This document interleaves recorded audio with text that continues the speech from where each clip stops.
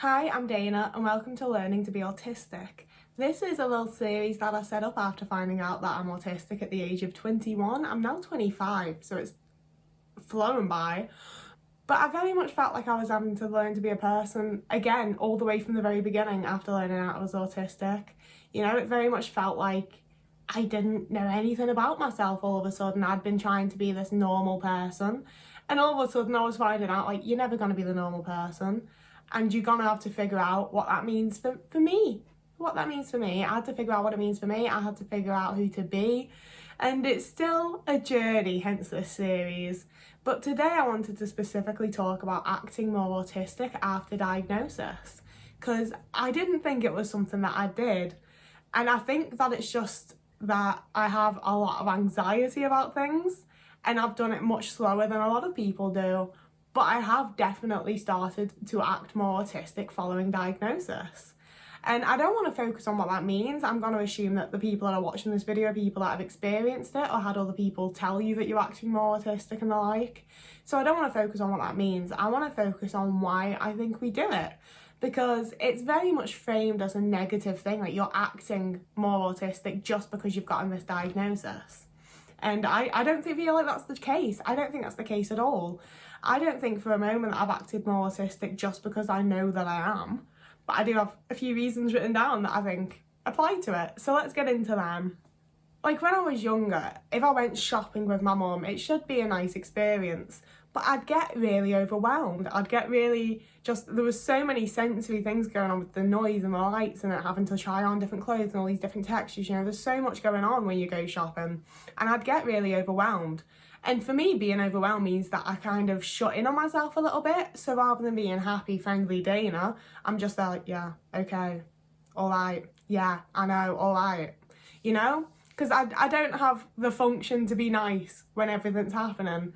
So it was always just Dana turns into a bitch when she goes shopping. When actually, what it is Dana gets really overwhelmed as an autistic person while shopping. But I didn't know that. I couldn't tell you that when I didn't know that I was autistic because I didn't know that I had sensory issues. I didn't know that I was getting overwhelmed. All I knew was shopping makes me a bitch. And obviously I've used a very specific example of going shopping, but there's lots and lots of things where I knew doing this thing had a negative impact on me. I knew that it made me into a bitch. I knew that it overwhelmed me. I knew that it was just too much and it made me really anxious. I knew these things, but I didn't know why, you know? And finding out that I was autistic, it's a confirmation of like, oh, it's not just that I'm a bitch in these situations. I'm really overwhelmed. I've got too many sensory things going on and I'm basically going into shutdown rather than having a meltdown. And that's because of my anxiety. But you know, I couldn't have told you that without knowing that I was autistic. And that means that I didn't know what was wrong with me. So I was just like, yeah, I guess everyone else feels like this all the time too. And no one else is acting like a total twat. So obviously this is just a me issue and I really need to work on it because I'm a terrible person. Whereas knowing that I'm autistic confirms and validates that it is my sensory issues. It's not me being a shitty person. It's that I'm getting too overwhelmed with sensory issues and need to leave the situation for a breather so that I can return without being that overwhelmed that I can't enjoy myself or be a nice person. And I can apply that to like stimming as well. I've started to stim a lot more physically in the last maybe 6 months or so, mostly when I'm alone, admittedly still. But without knowing that I was autistic and without knowing that a part of autism is that we tend to stim quite often, I didn't know that like this feeling in my body and this way that I felt emotionally was something that could be solved or helped or in any way made into a more positive experience by stimming. Whereas knowing that I'm autistic and knowing that a lot of us stim, it's very easy to be like, oh, I've got this feeling and I want to do this, so I'm going to give it a go and I'm going to stim, and I can validate and confirm the feelings that caused me to do it because I know that I'm autistic. So I can stim and that makes me look and like I'm acting more autistic. But I always felt that way. I just didn't know how I could deal with it. I didn't know that I could stim to help the way that I feel, you know? That goes alongside, I didn't have the awareness of what needs I have as an autistic person. I just knew everyone else can do this stuff, so I'm going to have to figure out how to do it too. And that meant trying to do it in the same way as everyone else. You know, I'd occasionally try out my own little way, but oh crap, I think I've made things worse. But knowing I'm autistic means that I can both put boundaries in place when I need to, And if I can't put boundaries in place to like prevent certain situations, I can come at them from an autistic perspective with understanding of what my needs are as an autistic person to make the situation a little easier for me. You know, and this does tend to mean that I'm a more difficult person because I've just reached a point of, you know, say, you know, not to make everything about shopping, but being aware that the sound is a major thing that overwhelms me. All the people talking and the music from different shops and the clanging of hangers, just there's too many sounds when you go shopping. And as an autistic person, I can be like, okay, so that means I'm going to take my flares or my loops with me. I'm going to make sure that I've got ways to fit my needs, essentially, to make my life a bit nicer. But I wouldn't have known that before because I didn't know I was autistic. Being aware of what needs you have make it so much easier to be able to cater and accommodate to yourself. And in my experience, it very much is self-accommodation. I'm not employed, I don't go to school, I'm not in university, so I haven't had to try to have places accommodate to me. But let's face it, a lot of them don't anyway. A lot of the accommodations that we have in place for autistic people either don't exist or they're just not good enough. You know, and sometimes you find that golden place that's really, really great, but most of the time it's not good enough. So I found that being able to understand that I'm autistic, and you know, I do think that people should accommodate to us in the real world or whatever you want to, you know, the wider society. But I also very much understand that like I'm the difference, I'm the outlier, it's a me issue. So when I can, I do accommodate to myself.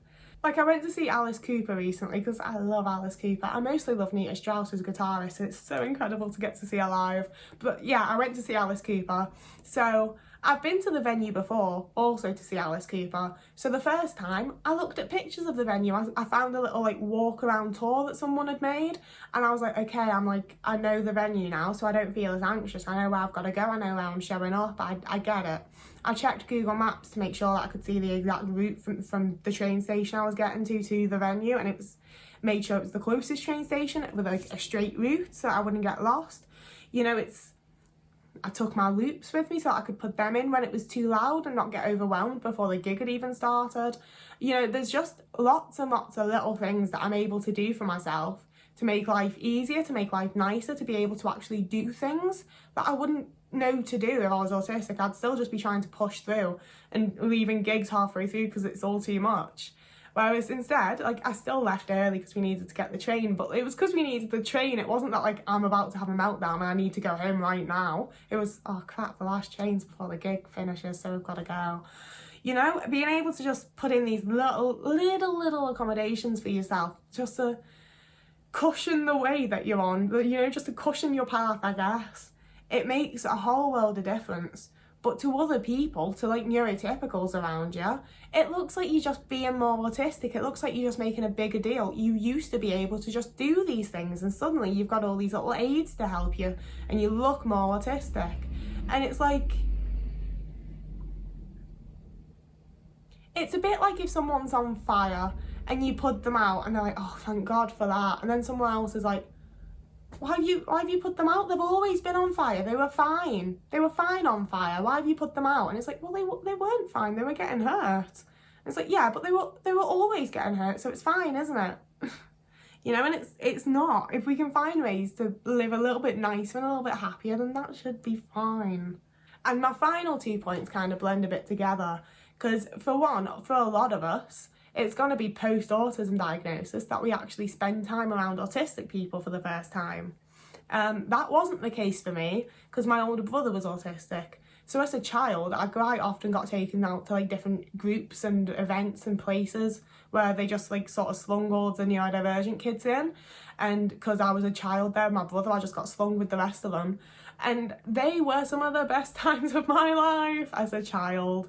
They were the times that I actually played with other kids. They were the times that other kids were actually nice to me. And somehow not once did my parents look around and think, hey, how come it's only when our kid gets put with the other autistic and ADHD kids that she can actually function as a child and play and enjoy herself? No one thought of that. But obviously that's my experience. For a lot of us, the first time we actually speak to lots of other autistic people will be post-diagnosis if you're a late diagnosed autistic adult. And you know, whether that's online or in person, it's going to be the first time for a lot of us that we sort of see what our options are, you know? It's the first time that we see how other people are coping with things, the way that other people are living, the things that other people think are the right way of doing things. And for me, it was massively eye-opening to be like, oh, I can do that? I can just be like that? Holy shit. Holy fuck, guys, I can just be myself. And the thing that comes along with that for me is my last point, which was learning about masking, because I knew that I didn't behave the way I wanted to when I was around other people. I knew that I wasn't being myself around other people, but I very much thought like it was a me issue and I was just some sort of freak, you know? And finding out like loads of other people felt like that, and it had a name, it had a whole term, and loads of people experienced it, was fucking mind-blowing and also really mind-opening, because it was the first time that I realised other people are dealing with this. Other people also feel like they don't know who they are or where they fit or where they're going or what to do. And not only is it hugely comforting, but for me it also felt like the first time that people wanted me to be myself. You know, because we've all been told, I'm sure, many, many times, oh, just be yourself. And the more that I was myself to the people that said that, the less they seemed to like me, the less I seemed to do the right thing, you know? Nobody wanted me to be myself. They wanted me to be what they thought myself should be, and it wasn't that. And it was only once I was around other autistic people that they told me to be myself, and I'd let a bit of myself come out, and they liked it. They were nice about me. They seemed to prefer me being myself and being real than the character that I'd spent my entire life creating. But in doing that, I think that, you know, the more I am myself, I am autistic. So the more autistic I appear to other people. And for neurotypicals, I feel like it's almost kind of offensive, because I've put all of this effort into pretending to be one of them, and all of a sudden I'm not. I feel like to them it must be almost like I've taken off a costume or something. That's how I feel. I feel like I've taken off a costume of some sort.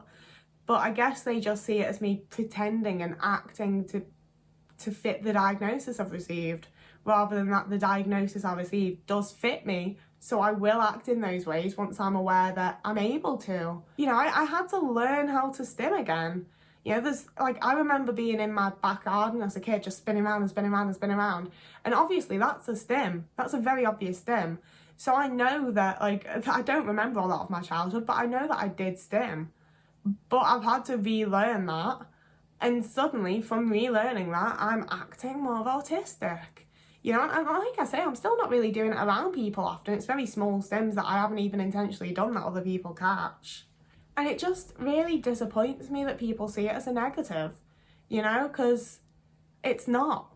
The more autistic I act, the more I'm being myself, you know. And I know there's a lot of people that come across a lot more autistic than me and blah-de-blah, and it's all kind of fucking bullshit.